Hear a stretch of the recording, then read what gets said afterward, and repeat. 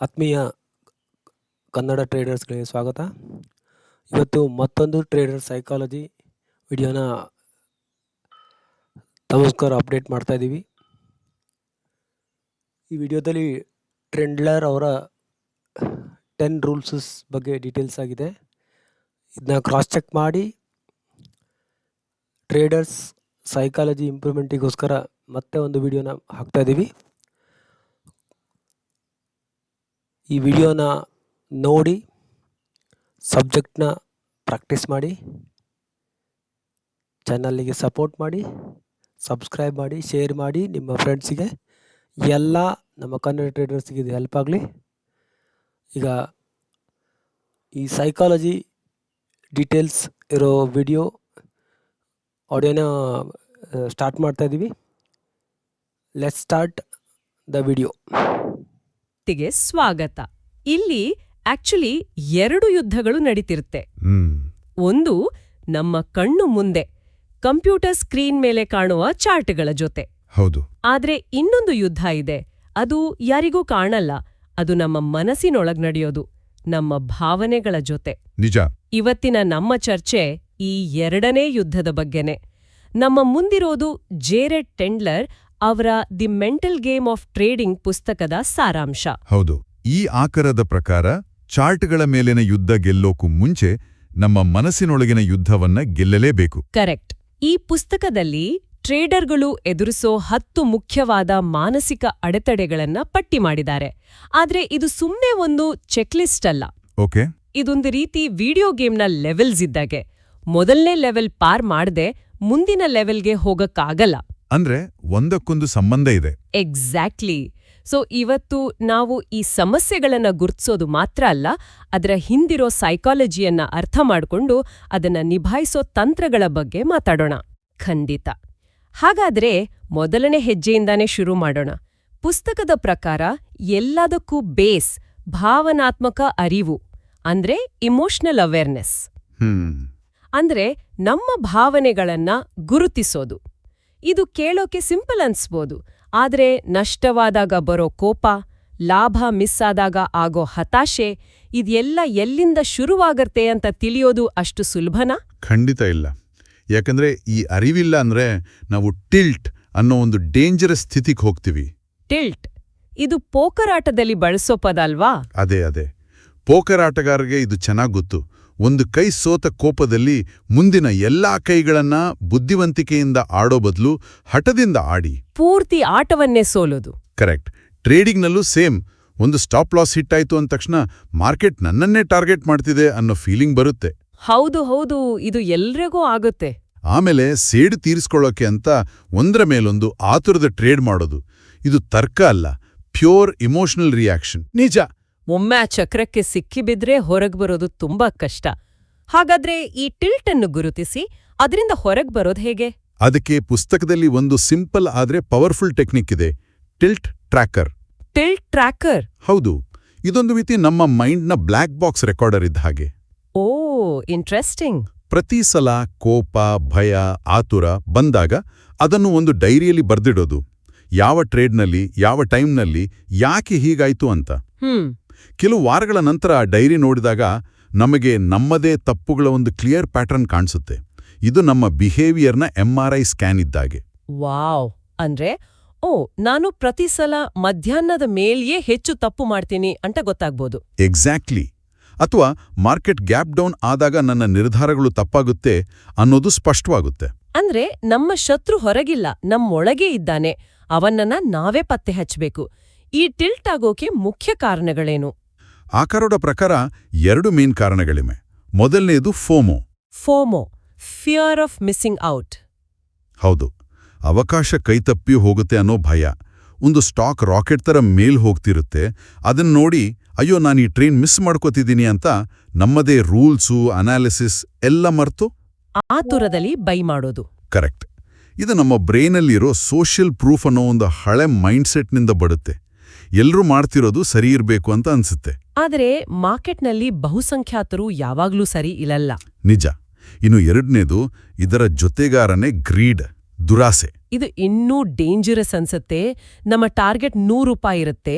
Stock 101ಕ್ಕೆ ಹೋಗುತ್ತೆ, ಆಗ ನಮ್ಮ ಮನಸ್ಸು ಇನ್ನೂ ಮೇಲೆ ಹೋಗ್ಬೋದು, 110ಕ್ಕೆ ಮಾರೋಣ ಅಂತ ಹೇಳುತ್ತೆ. ನಾವು ಕಾಯ್ತೀವಿ, ಆದ್ರೆ ಸ್ಟಾಕ್ ಅಲ್ಲಿಂದಾನೇ ವಾಪಸ್ ಬಂದು 90ಕ್ಕೆ ನಮ್ಮ ಸ್ಟಾಪ್ ಲಾಸ್ ಹಿಟ್ ಮಾಡುತ್ತೆ. ಬಂದ ಲಾಭವೂ ಹೋಯ್ತು, ಅಸಲು ಹೋಯ್ತು. ಇದಕ್ಕೆಲ್ಲ ಸಿಂಪಲ್ ಪರಿಹಾರಗಳಿವೆ. ಫೋಮೋಗೆ ಒಂದು ರೂಲ್ ಇದೆ: no setup, no trade. No setup, no trade. ಅಂದ್ರೆ ನಮ್ಮ ಪ್ಲಾನ್ನಲ್ಲಿ ಇಲ್ಲದ ಅವಕಾಶ ಎಷ್ಟೇ ಚೆನ್ನಾಗಿ ಕಂಡ್ರೂ ಅದು ನಮ್ಮದಲ್ಲ, ಬಿಟ್ಬಿಡ್ಬೇಕಷ್ಟೇ. ಒಂದು ಟ್ರೇಡ್ ಮಿಸ್ ಆದ್ರೆ ಇನ್ನೊಂದು ಬರುತ್ತೆ. ಸರಿ. ದುರಾಸೆಗೆ ಟ್ರೇಡ್ ಎಂಟರ್ ಮಾಡೋಕ್ಕೂ ಮೊದ್ಲೇ ಎಕ್ಸಿಟ್ ಟಾರ್ಗೆಟ್ ಮತ್ತೆ ಸ್ಟಾಪ್ ಲಾಸ್ ಎರಡನ್ನೂ ಫಿಕ್ಸ್ ಮಾಡಬೇಕು. ಒಮ್ಮೆ ಟ್ರೇಡ್ ಒಳಗೋದ್ಮೇಲೆ ಅದನ್ನ ಚೇಂಜ್ ಮಾಡಬಾರ್ದು. ಓಕೆ, ಹಾಗಾದ್ರೆ ನಷ್ಟ ಮತ್ತೆ ಭಯದ ಬಗ್ಗೆ ಮಾತಾಡಿದ್ವಿ. ಅದರ ಪುಸ್ತಕದಲ್ಲಿ ಒಂದು ಆಶ್ಚರ್ಯಕರ ವಿಷಯ ಇದೆ: ಗೆಲುವು ಕೂಡ ಸೋಲಿನಷ್ಟೇ ಅಪಾಯಕಾರಿಯಾಗಬಹುದು ಅಂತ. ಇದು ಕೇಳಕ್ ವಿಚಿತ್ರ ಅಲ್ವಾ? ಹೌದು, ಇದು ತುಂಬಾ ಸೂಕ್ಷ್ಮವಾದ ಪಾಯಿಂಟ್. ಸತತವಾಗಿ 2-3 ಟ್ರೇಡ್ ಗೆದ್ದಾಗ ನಮಗೆ ಓವರ್ ಕಾನ್ಫಿಡೆನ್ಸ್ ಬರುತ್ತೆ, ಅತಿಯಾದ ಆತ್ಮವಿಶ್ವಾಸ. ಹೌದು, ನಾನೇ ಮಾರ್ಕೆಟ್ ಕಿಂಗ್, ನನ್ನ ಅನಾಲಿಸಿಸ್ ತಪ್ಪಾಗಲ್ಲ, ಇನ್ನೂ ರಿಸ್ಕ್ ಜಾಸ್ತಿ ಮಾಡ್ಬೋದು ಅಂತ ಅನ್ಸುತ್ತೆ. ಇದು ನಮ್ಮ ಬ್ರೈನ್ ಕೊಡುವ ಒಂದು ಡೋಪಮೈನ್ ರಿವಾರ್ಡ್. ಇದು ನಿಜವಾದ ಸ್ಕಿಲ್ ಅಲ್ಲ, ಅದೊಂದು ತಾತ್ಕಾಲಿಕ ಭ್ರಮೆಯಷ್ಟೇ. ಅಂದ್ರೆ ನಾವು ಗೆದ್ದಿರೋದು ನಮ್ಮ ಕೌಶಲ್ಯದಿಂದ ಅಲ್ಲ, ಲಕ್ನಿಂದಾನೂ ಇರಬಹುದು. ಆದ್ರೆ ನಮ್ಮ ಈಗೋ ಅದನ್ನ ಒಪ್ಪಲ್ಲ. ಕರೆಕ್ಟು. ಈ ಓವರ್ ಕಾನ್ಫಿಡೆನ್ಸ್ನಿಂದ ಪಾರಾಗೋಕೆ ಒಂದು ಪ್ರಾಕ್ಟಿಕಲ್ ರೂಲ್ ಇದೆ: ರಿಸ್ಕ್ ಫ್ರೀಸ್. ಅಂದ್ರೆ ಸತತವಾಗಿ 3 ಟ್ರೇಡ್ ಗೆದ್ದ ಮೇಲೆ ಮುಂದಿನ 5 ಟ್ರೇಡ್ಗಳಿಗೆ ನಮ್ಮ ರಿಸ್ಕ್ ಅನ್ನು ಜಾಸ್ತಿ ಮಾಡಬಾರ್ದು. ಎಷ್ಟೇ ಒಳ್ಳೆ ಅವಕಾಶ ಕಂಡ್ರೂ ನಮ್ಮ ನಾರ್ಮಲ್ ರಿಸ್ಕ್ನಲ್ಲೇ ಇರಬೇಕು. ಇದು ನಮ್ಮ ಅಹಂಕಾರಕ್ಕೆ ಒಂದು ಬ್ರೇಕ್ ಹಾಕಿದ ಹಾಗೆ. ಹೌದು. ಆಕರದಲ್ಲಿ ಇನ್ನೊಂದು ಮಾತು ಹೇಳ್ತಾರೆ: ನಾವು ಲಾಭ ಬಂದಿದ್ದಕ್ಕೆ ಖುಷಿ ಪಡೋದಕ್ಕಿಂತ ನಮ್ಮ ರೂಲ್ಸ್ ಪಾಲಿಸಿದ್ದಕ್ಕೆ ಖುಷಿ ಪಡಬೇಕು. ಯಾಕಂದ್ರೆ ಪ್ರೋಸೆಸ್ ಸರಿ ಇದ್ರೆ ರಿಸಲ್ಟ್ ಬಂದೇ ಬರುತ್ತೆ. ಇದು ಅದ್ಭುತವಾದ ಪಾಯಿಂಟ್. ಈಗಿದ್ರೆ ಇನ್ನೊಂದು ಮುಖಕ್ಕೆ ಬರೋಣ: ಲ್ಯಾಕ್ ಆಫ್ ಕಾನ್ಫಿಡೆನ್ಸ್, ಆತ್ಮವಿಶ್ವಾಸದ ಕೊರತೆ. ಎಲ್ಲಾನೂ ಗೊತ್ತಿರುತ್ತೆ, ಸ್ಟ್ರಾಟಜಿ ರೆಡಿ ಇರುತ್ತೆ, ಚಾರ್ಟ್ನಲ್ಲಿ ನಮ್ಮ ಸೆಟಪ್ ಕ್ಲಿಯರ್ ಆಗಿ ಕಾಣ್ತಿರುತ್ತೆ. ಆದ್ರೆ ಆ ಬೈ ಬಟನ್ ಒತ್ತೋಕೆ ಧೈರ್ಯ ಇರಲ್ಲ. ಹೌದು. ಇದು ಸರಿನಾ, ಇನ್ನೊಂದು ಕನ್ಫರ್ಮೇಷನ್ ಬೇಕಾ ಅಂತ ಯೋಚನೆ ಮಾಡ್ತಿರೋ ಅಷ್ಟರಲ್ಲಿ ಅವಕಾಶ ಕೈ ತಪ್ಪೋಗುತ್ತೆ. ಆಮೇಲೆ ಅದೇ ಸ್ಟಾಕ್ ನಮ್ಮ ಟಾರ್ಗೆಟ್ ರೀಚ್ ಆದಾಗ, ಛೇ, ನನ್ಗೆ ಗೊತ್ತಿತ್ತು, ಯಾಕೆ ಟ್ರೇಡ್ ತಗೊಳ್ಳಿಲ್ಲ ಅಂತ ನಮ್ಮನ್ನೇ ನಾವು ಬೈಕೋತೀವಿ. ನಿಜ. ಇಲ್ಲಿ ಸಮಸ್ಯೆ ಜ್ಞಾನದ ಕೊರತೆ ಅಲ್ಲ, ಬದಲಿಗೆ ಹಿಂದೆ ಆದ ಸೋಲುಗಳ ಇಮೋಷನಲ್ ಭಾರ. ಹಿಂದೆ ಮಾಡಿದ ತಪ್ಪುಗಳು, ನಷ್ಟಗಳು ನಮ್ಮ ಮನಸ್ಸಲ್ಲಿ ಭೂತತರ ಕಾಡ್ತಿರುತ್ತೆ. ಇದಕ್ಕೆ ಪರಿಹಾರ ಮೋಟಿವೇಶನಲ್ ಮಾತುಗಳಲ್ಲ, ಬದಲಿಗೆ ಎವಿಡೆನ್ಸ್. ಸಾಕ್ಷಿ. ಹೌದು. ಆತ್ಮವಿಶ್ವಾಸ ಅನ್ನೋದು ಒಂದು ಮಸಲ್ ಇದ್ದಂಗೆ. ಅದನ್ನ ಬಳಸಿದಷ್ಟು ಸ್ಟ್ರಾಂಗ್ ಆಗತ್ತೆ. ನಾವು ನಮ್ಮ ರೂಲ್ಸ್ನ ಪದೇ ಸಣ್ಣದಾಗಿ ಪಾಲಿಸ್ತಾ ಹೋದಾಗೆ ಪ್ರತಿ ಸಕ್ಸಸ್ಫುಲ್ ಟ್ರೇಡ್ ನಮ್ಮ ಕಾನ್ಫಿಡೆನ್ಸ್ ಅಕೌಂಟ್ಗೆ ಜಮಾ ಆಗ್ತಾ ಹೋಗುತ್ತೆ. ಓಕೆ, ಈಗ ಪ್ರಾಸೆಸ್ ಹಾಳು ಮಾಡುವ ಕೆಲವು ಸೂಕ್ಷ್ಮ ಶತ್ರುಗಳ ಬಗ್ಗೆ ಮಾತಾಡೋಣ. ಮೊದಲನೇದು ಇಂಪೇಷನ್ಸ್, ಅಸಹನೆ. ಇದು ಇವತ್ತಿನ ಜಗತ್ತಿನ ದೊಡ್ಡ ಶಾಪ. ಟ್ರೇಡಿಂಗ್ ಟರ್ಮಿನಲ್ ಓಪನ್ ಮಾಡಿ 5 ನಿಮಿಷದಲ್ಲಿ ಟ್ರೇಡ್ ಸಿಗ್ಲಿಲ್ಲ ಅಂದ್ರೆ ಸುಮ್ನೆ ಕೂರಾಬಾರ್ದು, ಏನಾದ್ರೂ ಮಾಡ್ಬೇಕು ಅಂತ ಚಡಪಟಿಕೆ ಶುರುವಾಗುತ್ತೆ. ಹೌದು. ನಾವು ಟ್ರೇಡಿಂಗ್ ಅಂದ್ರೆ ಒಂದು ಆಕ್ಷನ್ ಸಿನಿಮಾ ಅನ್ಕೋತೀವಿ. ಆದ್ರೆ ನಿಜವಾದ ಪ್ರೊಫೆಷನಲ್ ಟ್ರೇಡಿಂಗ್ ಅಂದ್ರೆ ಬಹಳಷ್ಟು ಸಮಯ ಕಾಯುವುದೇ ಆಗಿರುತ್ತೆ. ಪುಸ್ತಕದಲ್ಲಿ ಒಂದು ಒಳ್ಳೆ ಹೋಲಿಕೆ ಇದೆ: ಟ್ರೇಡಿಂಗ್ ಅನ್ನೋದು ಮಷಿನ್ ಗನ್ ಹಿಡಿದು ಶೂಟ್ ಮಾಡೋ ಆಟ ಅಲ್ಲ, ಇದು ಸ್ನೈಪರ್ ಆಟ ಅಂತ. ಎಕ್ಸಾಕ್ಟ್ಲಿ. ಸ್ನೈಪರ್ ಗಂಟೆಗಟ್ಲೆ, ದಿನಗಟ್ಲೆ ಒಂದೇ ಕಡೆ ಕಾಯ್ತಾನೆ, ಒಂದೇ ಒಂದು ಸರಿ ಹೊಡೆತಕ್ಕೆ. ಕರೆಕ್ಟ್. 100 ತಪ್ಪು ಹೊಡೆತಕ್ಕಿಂತ ಒಂದು ಸರಿ ಹೊಡೆತ ಮುಖ್ಯ. ಈ ಸ್ನೈಪರ್ ಮೈಂಡ್ಸೆಟ್ ಬೆಳೆಸ್ಕೊಳ್ಳೋದು ಹೇಗೆ? ಇದಕ್ಕೊಂದು ಪ್ರೀ ಟ್ರೇಡ್ ಟೈಮರ್ ಅನ್ನೋ ಟೆಕ್ನಿಕ್ ಇದೆ. ಸ್ಕ್ರೀನ್ ಮುಂದೆ ಕೂತ ಮೊದಲ 15 ನಿಮಿಷ ಯಾವುದೇ ಟ್ರೇಡ್ ಮಾಡಲ್ಲ ಅಂತ ನಾವೇ ಒಂದು ರೂಲ್ ಮಾಡ್ಕೋಬೇಕು. ಓ ಸರಿ. ಆ ಟೈಮಲ್ಲಿ ಸುಮ್ನೆ ಮಾರ್ಕೆಟ್ನ ಗಮನಿಸೋದು. ಇದು ನಮ್ಮ ಮನಸ್ಸಿನ ಶಾಂತ ಮಾಡುತ್ತೆ. ಕಾಯೋದು ಕೂಡ ಟ್ರೇಡಿಂಗ್ನ ಒಂದು ಭಾಗ ಅಂತ ನಮ್ಮ ಬ್ರೈನ್ಗೆ ಟ್ರೈನಿಂಗ್ ಕೊಟ್ಟಾಗೆ. ಅಸಹನೆಯ ಗೆತೆಗಾರನೆ ಪರ್ಫೆಕ್ಷನಿಸಂ, ಪರಿಪೂರ್ಣತೆಯ ಹಂಬಲ. 100ಕ್ಕೆ 100% ಖಚಿತ ಆದ್ರ ಮಾತ್ರ ಟ್ರೇಡ್ ಮಾಡ್ತೀನಿ ಅಂತ ಕಾಯೋದು. ಆದ್ರೆ ಮಾರ್ಕೆಟ್ನಲ್ಲಿ ಯಾವುದೂ 100% ಖಚಿತ ಇರಲ್ಲ. ಆದ್ರೆ ಇದು ಒಂದ್ರೀತಿ ಒಳ್ಳೆ ಗುಣ ಅಲ್ವಾ? ಕೆಟ್ಟ ಟ್ರೇಡ್ಗಳಿಂದ ನಮ್ಮನ್ನ ರಕ್ಷಿಸುತ್ತಲ್ವಾ? ಇಲ್ಲ, ಇದೊಂದು ಸೂಕ್ಷ್ಮವಾದ ಗೆರೆ. ಎಚ್ಚರಿಕೆ ವಹಿಸೋದು ಬೇರೆ, ಪರ್ಫೆಕ್ಷನಿಸಂ ಬೇರೆ. ಓಕೆ. ಪರ್ಫೆಕ್ಷನಿಸಂ ಅಂದ್ರೆ ಬೇಸಿಕಲಿ ತಪ್ಪು ಮಾಡೋ ಭಯದ ಇನ್ನೊಂದು ಮುಖ ಅಷ್ಟೇ. ಮಾರ್ಕೆಟ್ ಕೆಲಸ ಮಾಡೋದು ಪ್ರಾಬಬಿಲಿಟಿ ಮೇಲೆ, ಸರ್ಟನಿಟಿ ಮೇಲೆ ಅಲ್ಲ. ನಮ್ಮ ಸ್ಟ್ರಾಟಜಿ ಪ್ರಕಾರ 70% ಗೆಲ್ಲೋ ಚಾನ್ಸ್ ಇದ್ರೆ ಅದು ಒಳ್ಳೆ ಟ್ರೇಡ್. ಆದ್ರೆ ಪರ್ಫೆಕ್ಷನಿಸ್ಟ್ 100%ಗಾಗಿ ಕಾಯ್ತಾನೆ. ಅಂಥ ಅವಕಾಶ ಯಾವತ್ತೂ ಸಿಗಲ್ಲ. ಹಾಗಾದ್ರೆ ಇವೆಲ್ಲವನ್ನು ಎಮೋಷನ್ಸ್, ಕಂಟ್ರೋಲ್, ಕಾನ್ಫಿಡೆನ್ಸ್, ತಾಳ್ಮೆ ಇದನ್ನೆಲ್ಲ ಒಟ್ಟಿಗೆ ಹಿಡಿದಿಡೋ ಶಕ್ತಿ ಯಾವುದು? ಒಂದೇ ಒಂದು ಪದ: ಶಿಸ್ತು, ಡಿಸಿಪ್ಲಿನ್. ಶಿಸ್ತು. ಆಖರದ ಪ್ರಕಾರ ಶಿಸ್ತು ಅಂದ್ರೆ ಮೋಟಿವೇಶನ್ ಇಲ್ಲದಿದ್ದಾಗಲೂ ಮನಸ್ಸಿಲ್ಲದಿದ್ದಾಗಲೂ ಮಾಡಬೇಕಾದ ಕೆಲಸವನ್ನ ಸರಿಯಾಗಿ ಮಾಡೋದು. ಜಿಮ್ಗೋಗೋ ಥರ. ಅದೇ ಟ್ರೇಡಿಂಗ್ನಲ್ಲಿ ಶಿಸ್ತು ಅಂದ್ರೆ ನಮ್ಮ ರೂಲ್ಸ್ನ ನಾವು ಗೌರವಿಸೋದು. ಇದಕ್ಕಾಗಿ ಒಂದು ಡೈಲಿ ರಿಚುವಲ್ ಅಂದ್ರೆ ದಿನಚರಿ ಇಟ್ಕೊಳ್ಳೋದು ಬಹಳ ಮುಖ್ಯ. ಹಾಗಾದ್ರೆ ಈ ಎಲ್ಲ ಅಂಶಗಳನ್ನ ಒಟ್ಟುಗೂಡಿಸಿದಾಗ ಈ ಆಖರದ ಫೈನಲ್ ಮೆಸೇಜ್ ಏನು? ಫೈನಲ್ ಮೆಸೇಜ್ ಅಂದ್ರೆ ಟ್ರೇಡಿಂಗ್ನ ನಿಜವಾದ ಯುದ್ಧ ಮಾರ್ಕೆಟ್ ಜೊತೆ ಅಲ್ಲ, ನಮ್ಮ ಮನಸ್ಸಿನ ಜೊತೆ. ಚಾರ್ಟ್ಗಳು ಕೇವಲ ಒಂದು ಕನ್ನಡಿ. ಹೌದು, ಅವು ನಮ್ಮೊಳಗಿನ ಭಯ, ದುರಾಸೆ, ಅಹಂಕಾರ, ಶಿಸ್ತು, ತಾಳ್ಮೆ ಎಲ್ಲವನ್ನೂ ನಮ್ಗೆ ತೋರಿಸುತ್ತೆ. ನಾವು ಚಾರ್ಟ್ ಜೊತೆ ಫೈಟ್ ಮಾಡ್ತಿಲ್ಲ, ನಮ್ಮದೇ ವೀಕ್ನೆಸ್ ಜೊತೆ ಫೈಟ್ ಮಾಡ್ತಿದ್ದೀವಿ. ಚಾರ್ಟ್ನಲ್ಲಿ ಗೆಲ್ಲೋಕ್ ಮುಂಚೆ ನಮ್ಮ ಮನಸ್ಸಲ್ಲಿ ಗೆಲ್ಲಬೇಕು. ಕರೆಕ್ಟ್. ಕೊನೆಯಲ್ಲಿ ಆಖರ ಒಂದು ತುಂಬಾ ಆಳವಾದ ದೃಷ್ಟಿಕೋನವನ್ನು ನಮ್ಮ ಮುಂದಿಡುತ್ತೆ. ಯೋಧ ಮತ್ತೆ ಸನ್ಯಾಸಿಯ ಹೋಲಿಕೆ ಅದನ್ನ ಸ್ವಲ್ಪ ವಿವರಿಸಬಹುದಾ? ಖಂಡಿತ.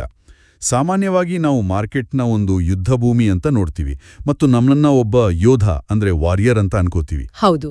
ಯೋಧನ ಕೆಲಸ ಹೋರಾಡೋದು, ಗೆಲ್ಲೋದು. ಈ ಮೈಂಡ್ಸೆಟ್ನಲ್ಲಿ ನಾವು ಮಾರ್ಕೆಟ್ನ ಗೆಲ್ಲೋಕೆ ಟ್ರೈ ಮಾಡ್ತೀವಿ, ಅದನ್ನ ಕಂಟ್ರೋಲ್ ಮಾಡಕ್ ನೋಡ್ತೀವಿ. ಆದ್ರೆ ಮಾರ್ಕೆಟ್ ಸಾಗರದ ಹಾಗೆ, ಅದನ್ನ ಯಾರೂ ಕಂಟ್ರೋಲ್ ಮಾಡಕ್ಕಾಗಲ್ಲ. ಹಾಗಾದ್ರೆ ಸನ್ಯಾಸಿ ಅಂದ್ರೆ ಮಂಕ್ ಮೈಂಡ್ಸೆಟ್ ಅಂದ್ರೇನು? ಎಲ್ಲವೂ ಕೆಂಪಾಗಿ ಮಾರ್ಕೆಟ್ ಬೀಳ್ತಿರುವಾಗ, ನಮ್ಮೊಳಗಿನ ಯೋಧ ಹೋರಾಡು ಅಂತ ಕಿರುಚುತ್ತಿರುವಾಗ ಸನ್ಯಾಸಿ ತರ ಇರೋದು ಹೇಗ್ ಸಾಧ್ಯ? ಅದ್ಭುತವಾದ ಪ್ರಶ್ನೆ. ಸನ್ಯಾಸಿ ಹೋರಾಡಲ್ಲ, ಅವನು ಗಮನಿಸ್ತಾನೆ. ಮಾಡೋ ಬದಲು ಅದರ ಮೇಲೆ ಸರ್ಫಿಂಗ್ ಬೋರ್ಡ್ ಹಾಕಿ ಸವಾರಿ ಮಾಡೋಕೆ ಕಲಿತಾನೆ. ವಾವ್! ಸನ್ಯಾಸಿ ಮನಸ್ಥಿತಿಯ ಟ್ರೇಡರ್ ಮಾರ್ಕೆಟ್ನ ಗೊಂದಲವನ್ನ ಕಂಟ್ರೋಲ್ ಮಾಡೋಕ್ ಹೋಗಲ್ಲ, ಬದಲಿಗೆ ಆ ಗೊಂದಲದ ನಡುವೆ ತನ್ನನ್ನ ತಾನು ಹೇಗೆ ಕಂಟ್ರೋಲ್ ಮಾಡ್ಕೋಬೇಕು ಅನ್ನೋದ್ರ ಮೇಲೆ ಫೋಕಸ್ ಮಾಡ್ತಾನೆ. ಅವನು ತನ್ನ ರೂಲ್ಸ್ ಪಾಲಿಸ್ತಾನೆ, ತನ್ನ ಪ್ರೊಸೆಸ್ ನಂಬುತ್ತಾನೆ, ರಿಸಲ್ಟ್ನ ಮಾರ್ಕೆಟ್ಗೆ ಬಿಡ್ತಾನೆ. ಅವನಿಗೆ ಗೆಲುವು ಖುಷಿ ಕೊಡಲ್ಲ, ಸೋಲು ನೋವು ಕೊಡಲ್ಲ. ಎರಡೂ ಪ್ರಕ್ರಿಯೆ ಭಾಗ ಅಷ್ಟೇ.